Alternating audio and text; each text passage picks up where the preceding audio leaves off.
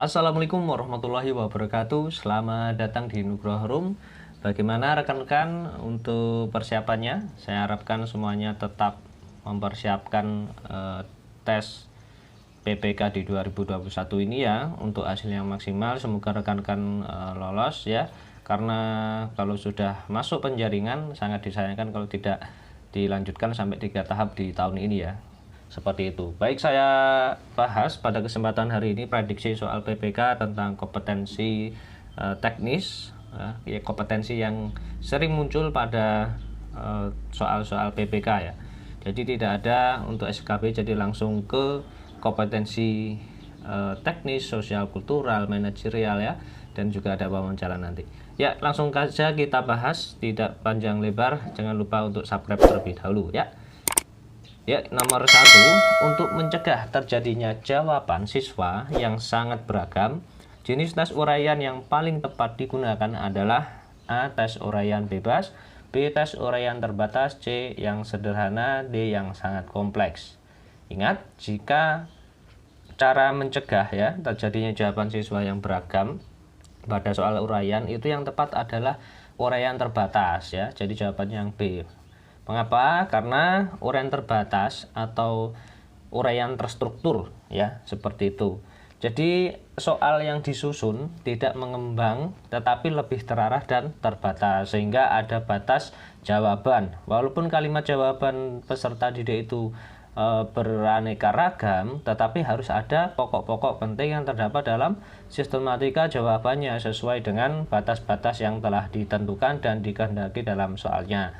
Maka yang paling penting ya dan harus diperhatikan yaitu sistematika jawabannya. Contoh ya, misalkan contoh soal, sebutkan dan jelaskan secara singkat 3 peristiwa yang terjadi pada masa Khulafaur Rasyidin.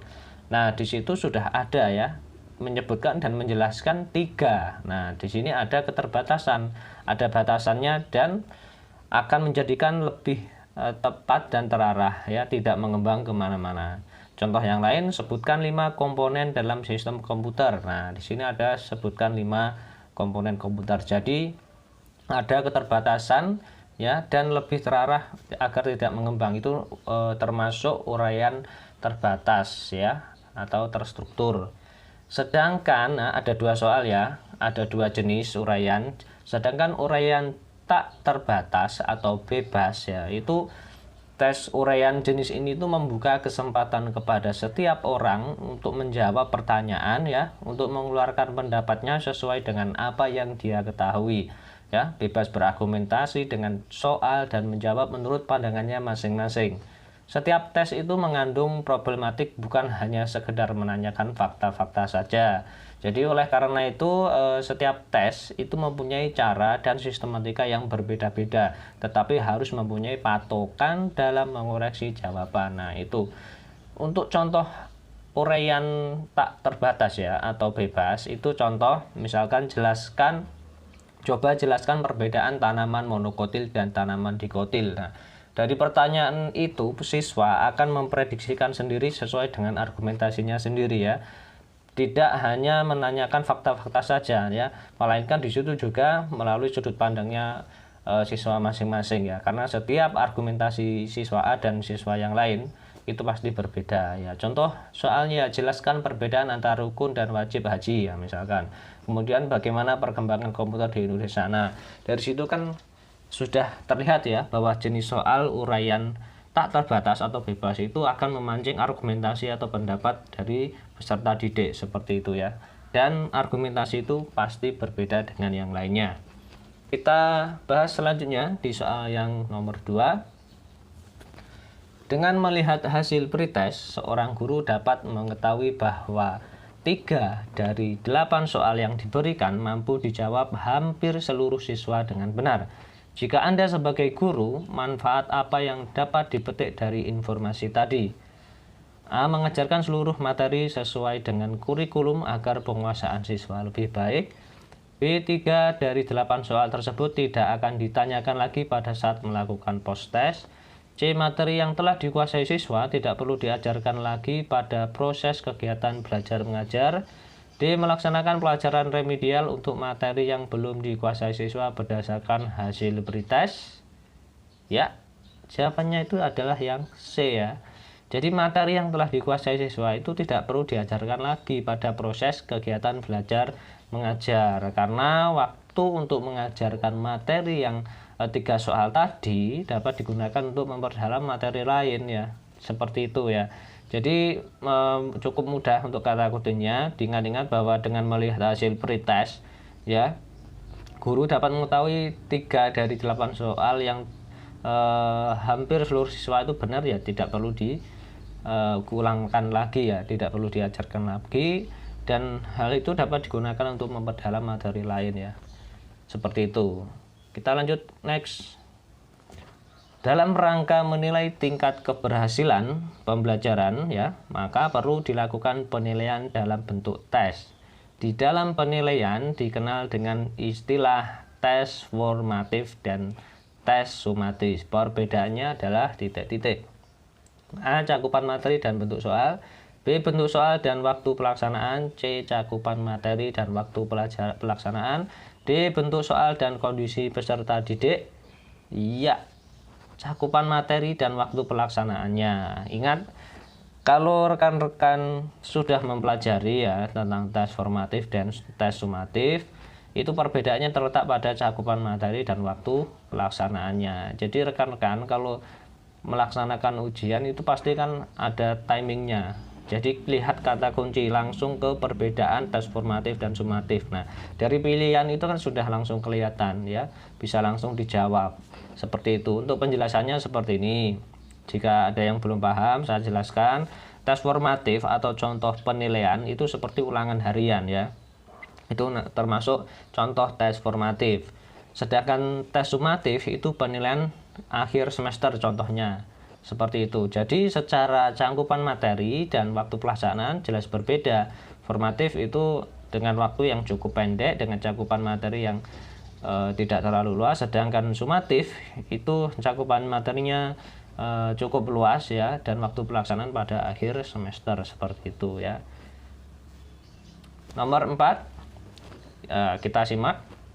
Seorang peserta didik memprotes skor yang diperoleh pada soal nomor 4 dalam ulangan yang telah dilaksanakan. Menurut siswa tersebut seharusnya mendapat skor 5, akan tetapi guru memberikan skor 3. Guru tersebut menjelaskan pembobotan nilai pada soal tersebut dengan menjelaskan kriteria perskoran yang terdiri dari 0 sampai 5 ya. Peserta didik itu mengerti dan menerima skor tersebut. Nah, prinsip penilaian yang diterapkan guru adalah terbuka, akuntabel, objektif, menyeluruh.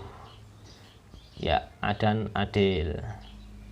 Jadi berdasarkan kunci ini adil ya. Kenapa? Adil kan berarti kan penilaian tidak menguntungkan atau merugikan peserta didik karena kebutuhan khusus serta perbedaan latar belakang agama, suku, budaya, adat istiadat, status sosial ekonomi, dan gender. Seperti itu. Mungkin ada yang sependapat ketika ada soal seperti ini mungkin terbuka. Nah, itu rekan-rekan jangan terjebak ya. Kemarin sudah sempat saya bahas, silahkan dipelajari lagi terkait prinsip penilaian ya. Lanjut ke soal yang berikutnya. Seorang guru mengajarkan pada 2 kelas di sekolahnya. Di kelas pertama terdapat 8 peserta didik yang gagal mencapai KKM, sementara di kelas kedua ada 12 yang gagal mencapai KKM. Nah, kalau ada masing-masing ada yang gagal, langkah yang harus dilakukan guru adalah A. Melakukan pengayaan terhadap 8 orang siswa. B. Melakukan remedial kepada 12 orang siswa. C. Melakukan remedial kepada peserta didik yang gagal di kedua kelas tersebut. D. Melakukan pengayaan kepada kedua peserta didik yang gagal di kedua kelas tersebut. E. Mengulang seluruh materi kepada peserta didik yang gagal pada kedua kelas tersebut. Nah, kira-kira jawaban yang tepat yang mana? Iya, yang C ya. Jadi melakukan remedial kepada peserta didik yang gagal di kedua kelas tersebut. Jadi yang hanya gagal saja ya, yang diremedi agar mencapai ketentuan kompetensi minimal ya, jadi KKM-nya. Jadi untuk melakukan remedial itu peserta didik yang gagal di kedua kelas tersebut. Yuk kita next ya. Nah, ini pembelajaran abad 21 menekankan kepada hal-hal berikut kecuali ya. Pengembangan keterampilan belajar mandiri, tanggung jawab dan mencipta, penguasaan aplikasi komputer, penuntasan materi, pemahaman teknologi ya, keterampilan komunikasi, keterampilan belajar dan metakognisi, mengembangkan kreativitas, daya inovasi dan keterampilan kognisi, menyelesaikan masalah, berpikir dengan tinggi dan kolaborasi. Ingat, rekan-rekan harus paham terkait pembelajaran abad 21. Di soal ini yang ditanyakan yang kecuali ya, artinya bahwa ada 4 pilihan yang memang benar-benar pembelajaran abad 21 ya. Untuk yang kecuali itu pasti yang B ya, penguasaan aplikasi komputer, penuntasan materi dan pemahaman teknologi. Ya, kenapa? Ingat, pada pembelajaran abad 21 itu tidak hanya menuntut penguasaan aplikasi komputer IT ya, terus mengejar penuntasan materi dan pemahaman teknologi, bukan hanya itu, melainkan ada pengembangan keterampilan belajar, itu yang lebih penting, tanggung jawab ya, serta mencipta, kemudian keterampilan berkomunikasi, keterampilan belajar dan metakognisi itu juga termasuk, serta mengembangkan kreativitas ya, daya inovasi dan keterampilan kognisi itu juga termasuk pembelajaran abad 21. Dan yang paling penting itu penyelesaian masalah, berpikir tingkat tinggi atau high order thinking skill dan kolaborasi, itu yang terpenting ya di pembelajaran abad 21. Jadi rekan-rekan sebagai guru abad 21 ya harus paham terkait pembelajarannya ya. Itu ya. Langsung kita ke soal nomor 7. Model pembelajaran abad 21 yang menekankan dihasilkannya produk dan menekankan otonomi belajar sejak mulai merancang, melaksanakan, dan mengevaluasi hasil belajarnya adalah titik-titik. Nah, model pembelajaran apa? PBB, proses berbasis proyek, pembelajaran kooperatif, ya, bermain peran dan simulasi. D, pembelajaran diskusi online. E, pembelajaran kontekstual. Ya, jawaban yang paling tepat kira-kira yang mana? Ya, jelas ya, di situ pembelajaran berbasis proyek. Jadi pembahasannya ini saya rujuk di bukunya Pros and Cross. Jadi model pembelajaran berbasis proyek atau PJBL adalah sebuah model pembelajaran yang menekankan aktivitas siswa dalam memecahkan berbagai permasalahan yang bersifat open-ended ya, open mind, dan mengaplikasikan ya pengetahuan mereka dalam mengerjakan sebuah proyek untuk menghasilkan sebuah produk dari produk otentik itu sendiri ya. Sedangkan menurut Thomas ya, pembelajaran berbasis proyek itu memiliki beberapa prinsip ya dalam penerapannya. Yang pertama sentralistis, artinya ya berpusat dan strategi pembelajarannya ya. Kemudian pertanyaan penuntun, artinya menuntun siswa untuk menemukan konsep investigasi konstruktif itu sendiri, merumuskan pengetahuan yang dibutuhkan. Sedangkan otonomi itu artinya otonomi untuk menentukan target sendiri, pencapaian dari siswa produk yang akan dibuat itu.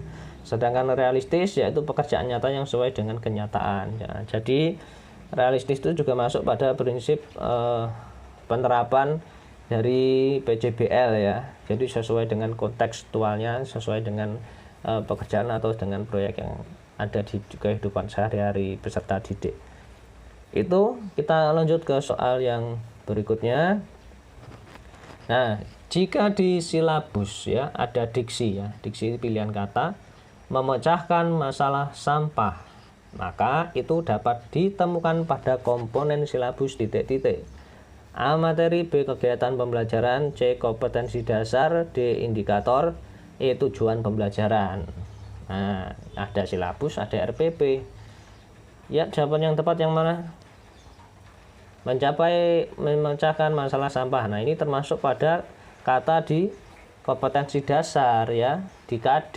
Itu kata-kata yang ada di KD. Jadi rekan-rekan harus paham ya. Ini saya jelaskan dulu bahwa komponen silabus ya berdasarkan Permendikbud nomor 22 tahun 2019 ya yang terbaru, itu mencakup identitas mata pelajaran ya, khusus SMP dan SMK ya.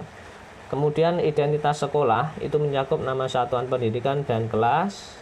Kemudian yang C baru kompetensi inti, kemudian disusul kompetensi dasar. setelah itu tema ya khusus SD atau MI, kemudian materi pokok ya, setelah materi pokok pembelajarannya apa, kemudian penilaiannya, setelah itu alokasi waktunya serta sumber belajar. Itu untuk silabus yang terbaru standarnya. Lebih dari itu boleh ya. Kemudian sedangkan RPP ini saya jelaskan juga bahwa di komponen RPP ya dengan Permendikbud nomor 22 tahun 2019 itu mencakup identitas sekolah, yaitu nama satuan pendidikan ya. Kemudian identitas mata pelajaran atau tema atau subtema, kemudian kelas atau semester, kemudian materi pokok, alokasi waktu, tujuan pembelajaran, kompetensi dasar dan indikator pencapaian kompetensi, serta materi pembelajaran. Setelah itu disusul metode pembelajaran, baru media pembelajaran, yang terakhir itu sumber belajar. Seperti itu ya. Kalau bingung, rekan-rekan catat atau screenshot seperti itu ya, atau mungkin searching ke Google yang lainnya ya, misalkan kita baca, sering banyak baca, banyak latihan juga ya, karena kompetensi teknis itu banyak soal-soal semacam ini yang keluar ya. Bisa jadi pertanyaan di RPP dimuat atau mungkin yang lain sebagainya ya. Jadi rekan-rekan harus paham. Ya, kita lanjutkan di soal nomor 9. Seorang pendidik perlu memahami landasan pendidikan. Salah satu manfaat mempelajari landasan pendidikan bagi pendidik adalah A. Memahami berbagai karakteristik peserta didik sehingga memandang peserta didik sebagai pribadi yang unik. B. Menumbuhkan sikap berpikir kritis pendidik terhadap perkembangan peserta didik. C. Membantu peserta didik dalam menentukan metode pembelajaran yang tepat digunakan dalam situasi tertentu di kelas. D. Meningkatkan perkembangan pola pikir dan pola kerja pendidik tentang bagaimana seharusnya melaksanakan praktek pendidikan.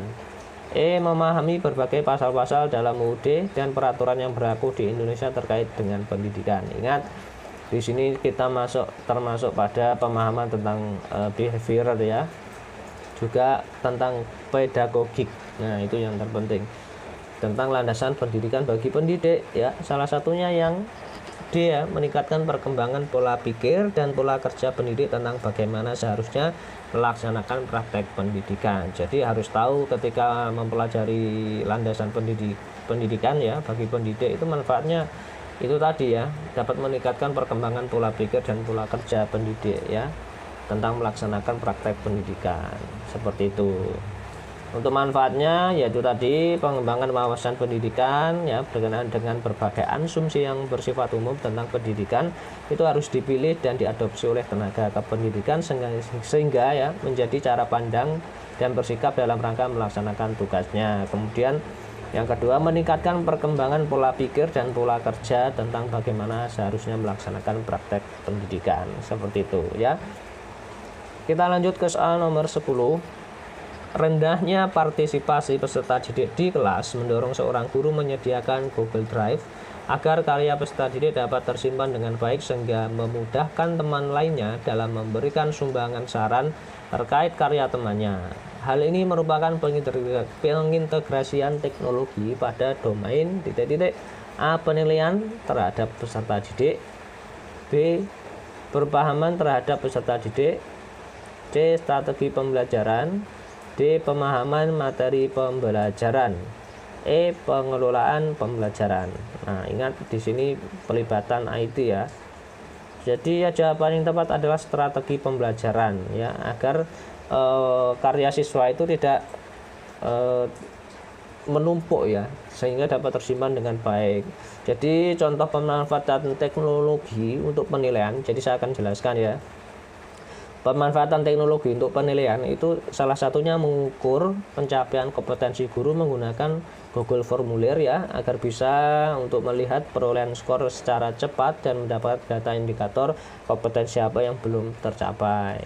Kemudian contoh pemanfaatan teknologi untuk pemahaman ya peserta didik itu untuk mengatasi kebosanan peserta didik saat pembelajaran. Jadi guru dapat memanfaatkan game edukasi agar peserta didik tertarik dengan pembelajaran. Kemudian contoh lagi, pemanfaatan teknologi untuk pemahaman materi. Nah, sekarang ke materinya, ke materi pembelajaran.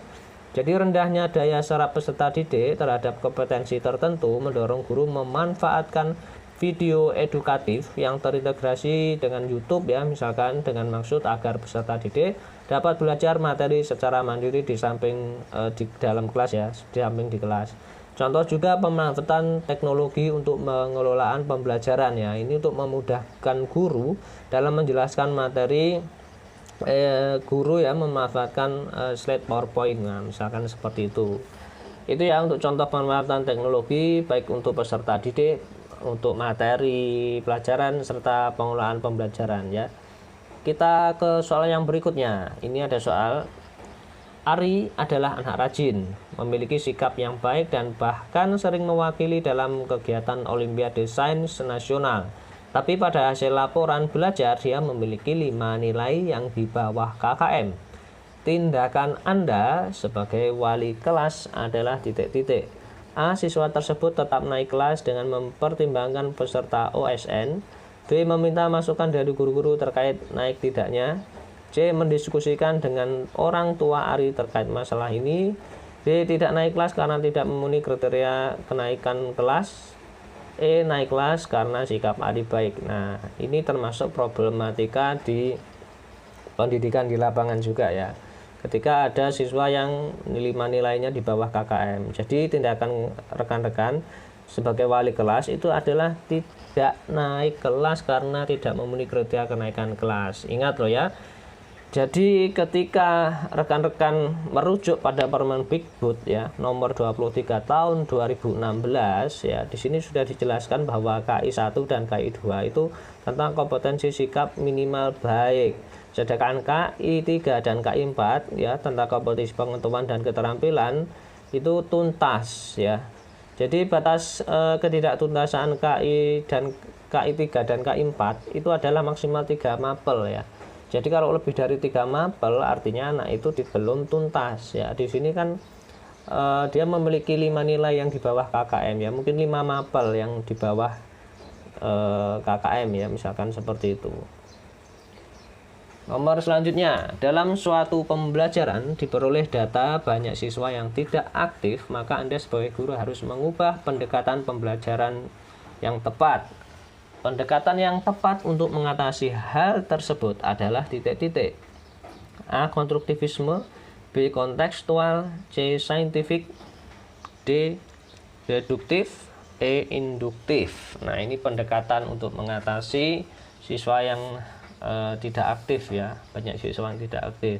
Jadi jawaban yang tepat itu adalah yang D ya, yang C, scientific approach. Jadi pendekatan ini itu membentuk konsep sendiri, artinya membuat pembelajaran lebih bermakna ya, pembelajaran lebih aktif dengan paham konsep serta berpikir logis dan terampil dalam membuat kesimpulan. Jadi pendekatan ini cocok ketika banyak siswa yang tidak aktif di proses pembelajaran ya, seperti itu.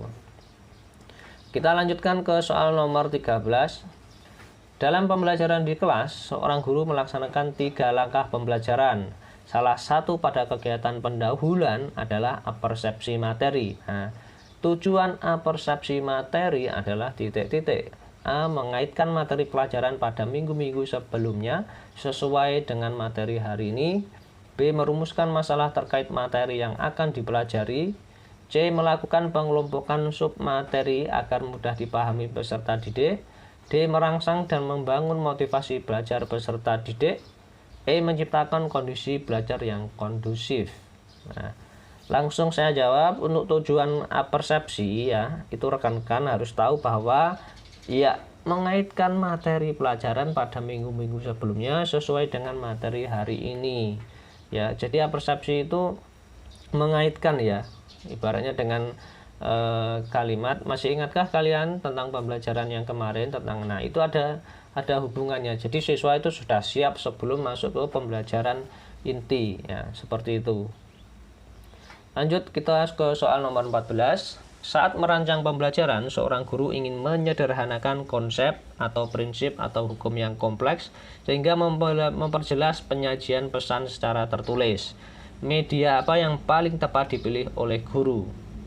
Bahkan BAP alat permainan edukatif, C flip chart, D foto, E gambar. Nah, mana yang kira-kira yang paling tepat medianya?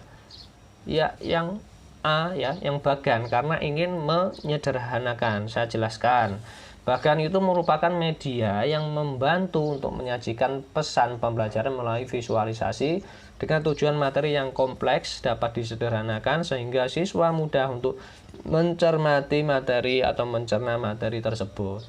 Sedangkan untuk flipchart, ya, flipchart itu lembar kertas yang berisi gambar diagram huruf atau angka dengan tujuan menghemat waktu menulis di papan tulis seperti itu. Kemudian AP atau alat permainan edukasi itu merupakan alat-alat permainan yang dirancang dan dibuat untuk menjadi sumber belajar agar mendapat pengalaman belajar. Jadi pengalaman ini akan meningkatkan aspek-aspek perkembangan anak yang meliputi aspek fisik, motorik, emosi, sosial, bahasa, kognitif, dan moral. Seperti itu. Kita lanjut ke soal yang berikutnya.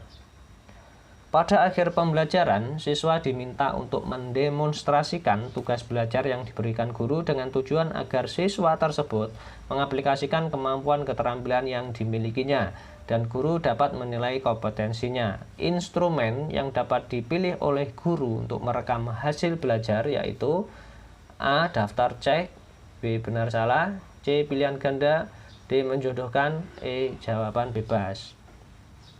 Ini untuk mendemonstrasikan tugas belajar ya. Jadi jawaban yang tepat untuk merekam itu daftar cek ya, untuk mengaplikasikan. Jadi ada namanya tes praktek. Jadi tes praktek itu penilaian keterampilan ya. Kemudian ada tes objektif ya. Tes objektif itu penilaian pengetahuan ya, untuk merekam penilaian pengetahuan ya. Kemudian untuk tes objektif sama ya, untuk tes objektif tentang penilaian pengetahuan dan pilihan ganda itu sama ya. Ini pilihan ganda itu penilaian pengetahuan juga ya, menjodohkan tentang penilaian pengetahuan juga, termasuk tes objektif juga. Kemudian tes uraian itu penilaian pengetahuan, termasuk jawaban bebas seperti itu ya. Itu untuk cara merekam hasil belajar siswa. Lanjut kita ke soal nomor 16. Pak Slamet mengamati teknik menggambar siswa yang baru saja diajarkan, sedangkan Ibu Susi melakukan tes di awal untuk kemudian dilakukan perankingan. Yang dilakukan Pak Slamet dan Ibu Susi termasuk ke dalam A. Praktek dan tes kemampuan awal akhir, B. Observasi dan tes penempatan, C. Observasi dan tes seleksi, D. Praktek dan sumatif, E. Observasi dan formatif. Nah, ingat, rekan-rekan harus paham tentang istilah observasi ya, tes seleksi, sumatif, formatif seperti itu. Jadi untuk pengamatan yang dilakukan teknik dari menggambarnya Pak Slamet itu adalah teknik praktek dan tes kemampuan awal akhir serta Ibu Susi tadi ya. Jadi ada jenis penilaian berdasarkan bentuk ya, berdasarkan bentuknya itu ada penilaian praktek. Jadi penilaian praktek itu adalah penilaian yang menuntut respon berupa keterampilan melakukan sesuatu aktivitas ya sesuai dengan tuntutan kompetensi. Sedangkan teknik penilaian itu seperti hanya observasi ya. Observasi itu merupakan teknik penilaian yang dilakukan menggunakan indera ya. Indera penglihatan khususnya baik secara langsung maupun tidak langsung dengan menggunakan instrumen yang berisi jumlah indikator perilaku yang diamati ya, seperti itu. Sedangkan jenis tes yang berdasarkan fungsi ya, ini saya jelaskan juga berdasarkan fungsinya. Tes seleksi itu digunakan untuk memilih atau menyeleksi siswa untuk mengikuti program tertentu, misalkan contoh tes seleksi penerimaan siswa baru. Kemudian tes akhir ya, tes akhir itu merupakan tes yang dilaksanakan dengan tujuan mengetahui apakah semua pelajaran yang tergolong penting sudah dikuasai dengan sebaik-baiknya oleh peserta didik ya. Kemudian tes formatif itu tes hasil belajar yang bertujuan untuk mengetahui penguasaan KD tertentu. Sedangkan tes sumatif itu hasil belajar yang dilaksanakan setelah sekumpulan satuan program pengajaran selesai diberikan. Ingat sumatif tadi pada akhir semester. Kemudian tes penempatan yaitu tes yang berfungsi untuk membantu ya, atau mengelompokkan, mengkategorikan ya, atau menempatkan atau bahkan meranking, menentukan posisi siswa ke dalam kelas atau kelompok tertentu ya. Kemudian ada tes awal ya, merupakan tes yang dilaksanakan sebelum bahan pelajaran diberikan kepada siswa untuk mengetahui sejauh mana materi yang akan diajarkan ya, untuk mengetahui kemampuan awal siswa. Seperti itu ya, saya jelaskan secara detail, semoga bermanfaat. Kita lanjut ke soal nomor 17. Guru mengajarkan bahasa Indonesia dengan KD macam-macam puisi media ya, dengan KD macam-macam puisi. Media yang cocok untuk materi tersebut adalah A. Lab Science, B. Lab Bahasa, C. Pasar, D. Koran, E. Televisi. Ya, yang cocok ya jelas lab bahasa ya, disitu kan menyangkut puisi. Kita ke soal 18. Reinforcement dalam pembelajaran untuk memotivasi peserta didik yang sudah tuntas dan yang belum dilakukan dalam kegiatan pembelajaran tersebut adalah titik-titik refleksi, B. remedial, C. feedback, D. penilaian, E. pengayaan. Ingat, reinforcement itu adalah feedback ya, timbal balik ya, untuk memotivasi peserta didik yang sudah tuntas dan yang belum, dilakukan agar pembelajaran lebih adanya umpan balik ya.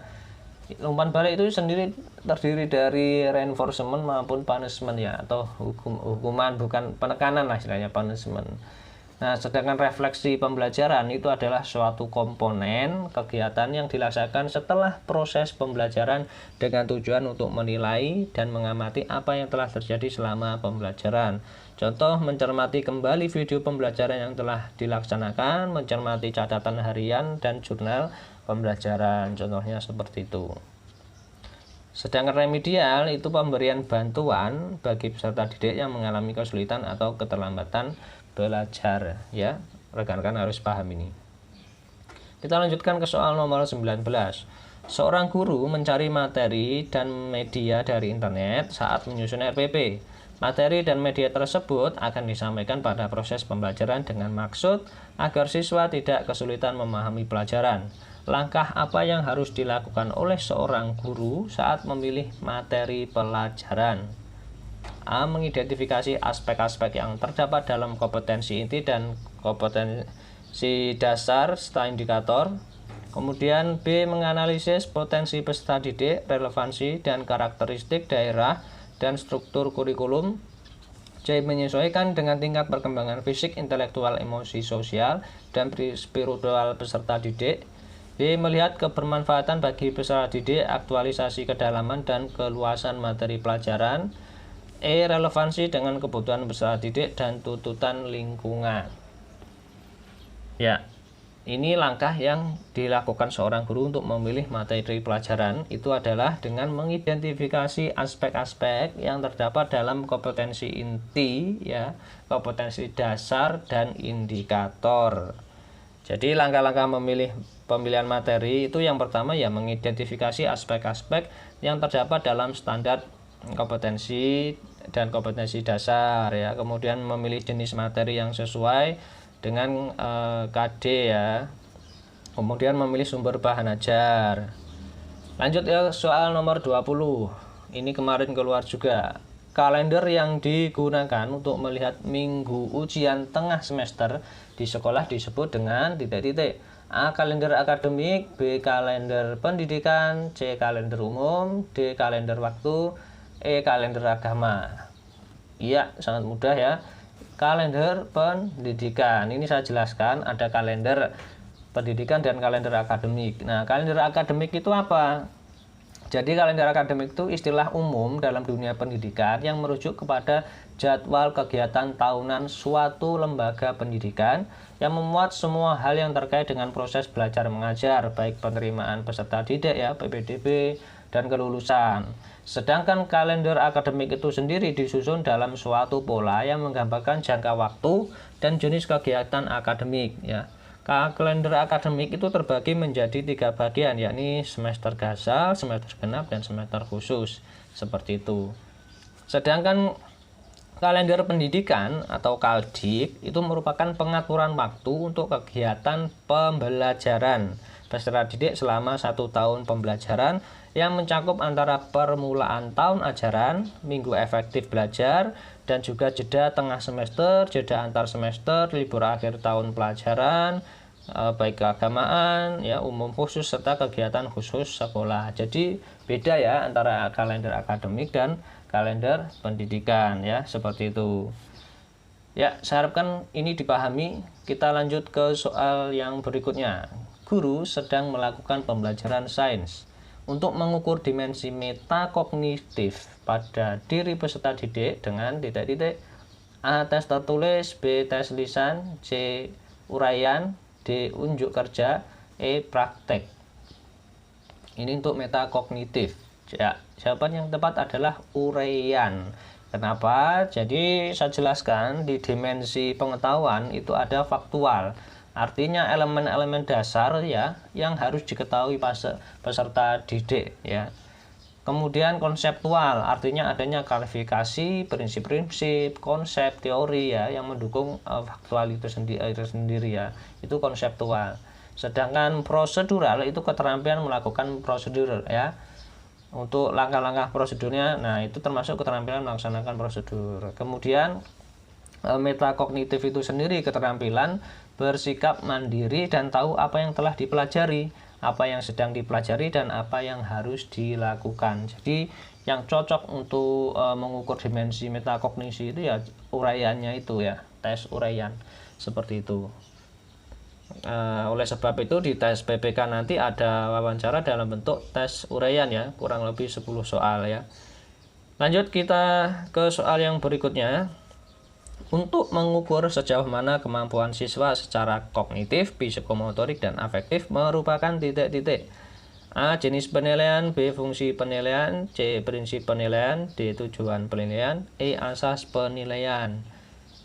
Iya, jawabannya adalah yang D. Tujuan penilaian ya, untuk mengukur sejauh mana kemampuannya siswa.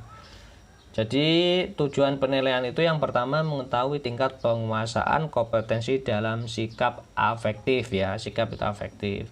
Kemudian pengetahuan itu kognitif, dan keterampilan itu psikomotorik yang sudah dan yang belum dikuasai oleh seorang atau kelompok peserta didik untuk meningkatkan dalam pembelajaran remedial dan pengayaan.